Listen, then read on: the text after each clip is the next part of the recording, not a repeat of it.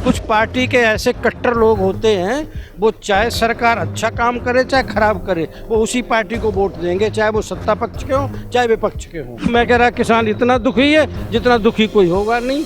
24 घंटे तो काम करता है।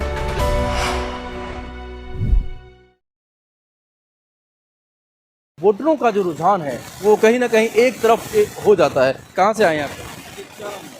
मेरा नाम है 20 विद्यालय नालंदा, जहाँ की सब देश पढ़ने गया है, वहाँ पर ही जाके पहले देखना है। 880 कोठली है। अरे तो आपका नाम विश्वविद्यालय है? जी, 20 विद्यालय नालंदा में जहाँ पढ़े गया है। स्कूल वही बनना चाहिए। देखिए, स्कूल वहीं बनना चाहिए जो इनका मुद्दा है। लेकिन तमाम ये हमारे साथ में भी अभी इनसे हमारी बातचीत हुई थी। अब ये क्या कुछ कहना चाहेंगे? तो एक ही मत में एक ही बात बोल रहे हैं और आपकी बात ये कह रहे हैं लोग पैसा इस मंदिर से पैसा खाएंगे। एक बात बताओ, एक किसान खेत जोते है तो उस खेत में जो पैदा होगी उसे वही तो खाएगा। जब मंदिर में जो प्रार्थना करेगा उसे वही खाएगा। यह कोई नई बात है? ये बताइए, आप किसानों का आपने जिक्र किया। दिल्ली के तमाम बॉर्डरों पर 13 महीने तक किसानों ने आंदोलन किया, 13 महीने तक, और लगभग 700 से ज़्यादा किसानों ने शहादत दे दी। किसान अभी भी अपने हक और अधिकार के लिए आते हैं। हालांकि उनको एमएसपी अभी तक मिली नहीं है। तमाम जो वादे जो किए गए थे सरकार की तरफ से उनको मिला नहीं है अभी तक। उन्होंने अपना आंदोलन वापस ज़रूर लिया। मोदी जी ने ये ज़रूर कहा कि हमसे बड़ी गलती हो गई, एक जो हमने 3 कानून बनाए थे। तो किसानों की बात,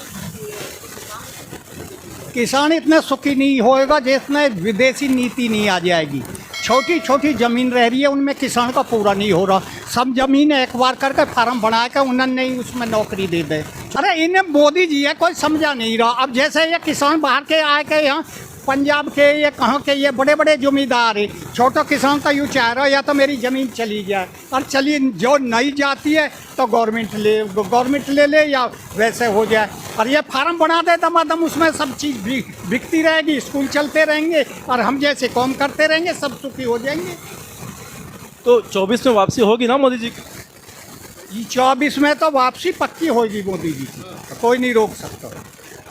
अब देख लीजिए, इस तरीके से तमाम बुजुर्ग जो हमारे बीच में थे, इनकी क्या राय है वो मैंने आपके सामने प्रस्तुत किया। साथ ही और भी जगहों पर हम जाएंगे, उनसे जानने की कोशिश करेंगे, पूछने की कोशिश करेंगे क्या ये राम मंदिर का जो मसला है, जो मामला है, जिस तरीके से भव्य उद्घाटन हो रहा है 22 तारीख को, 22 जनवरी को स्थान और दिन निश्चित किया गया है, तो ऐसे में वोटरों पर क्या इसका प्रभाव पड़ेगा। हालांकि तमाम जो हमारे साथ में बुजुर्ग बैठे हुए थे, इन्होंने अपने एक राय, एक मत इन्होंने बताया कि वापसी तो होगी, एक ये छूट गए थे। क्या कुछ कहना चाहेंगे? मुझे अभी 24 में मोदी आएंगे, एक बार 28 में नहीं आएंगे। हाँ, एक बार 24 में ही आएंगे।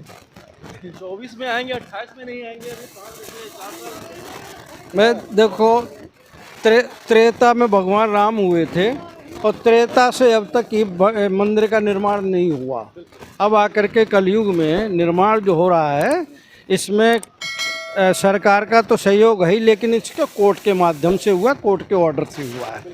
इसको राजनीति से जोड़ के नहीं देखना चाहिए। ये है कि इसमें प्रयास तो है गवर्नमेंट का बनवाने में, पैसा कलेक्ट करने में, वो है, लेकिन इसका जो आदेश हुआ है वो कोर्ट के माध्यम से हुआ है और कोर्ट के माध्यम से ये बन रहा है। इसको राजनीति से इसको नहीं जोड़ के। लेकिन जनता जनार्दन जो है, जो वोटर्स हैं, जो आप जैसे लोग हैं, जो तमाम ऐसे लोग जो वोट देकर जिताते हैं पार्टियों को, उनके मन में क्या है? उनके मन में तो यही है ना कि उन्होंने बनवाया है।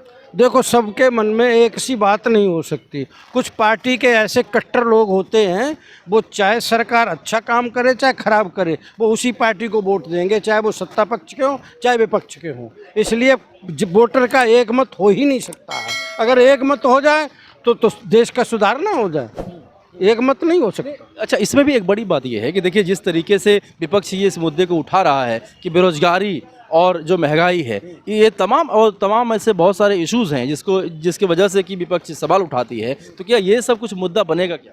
ये ज़रूर बनेगा, और ये तो हर इलेक्शन में बना और इसमें भी बनेगा। क्योंकि ये इतने जितने वायदे करते उतने वायदे निभाते नहीं हैं। कुछ ये जो राजनीति करते हैं वो बदले की भावना से भी करते हैं। अब जैसे यहाँ का जो वो है सिसोदिया है या संजय है, इनको बंद कर रखा है। अरे ठीक है, ये कहीं भाग रहे हैं, कोई बदमाश तो है नहीं। इनको नोटिस दे दो, नोटिस दे करके जमानत पे छोड़ दो। जब भी तारीख आप जब भी तारीख आवे तारीख पे बुलाओ, ना जाए तो अरेस्ट करो। इन्हें कोई ऐसे अरेस्ट जेल में डालने की आवश्यकता थोड़ी थी। और बड़ी बात तो ये है कि इनको भी जनता ने चुन के लाया है। हाँ, जनता के चुने हुए ये नुमाइंदे कहाँ जा सकते हैं? तो यही तो मैं कह रहा हूँ। तो उनकी छवि पर भी इफेक्ट पड़ता है। छवि तो ये खराब करना चाहते हैं विपक्ष की, विपक्ष को उभरना ही नहीं देना चाह रहे हैं।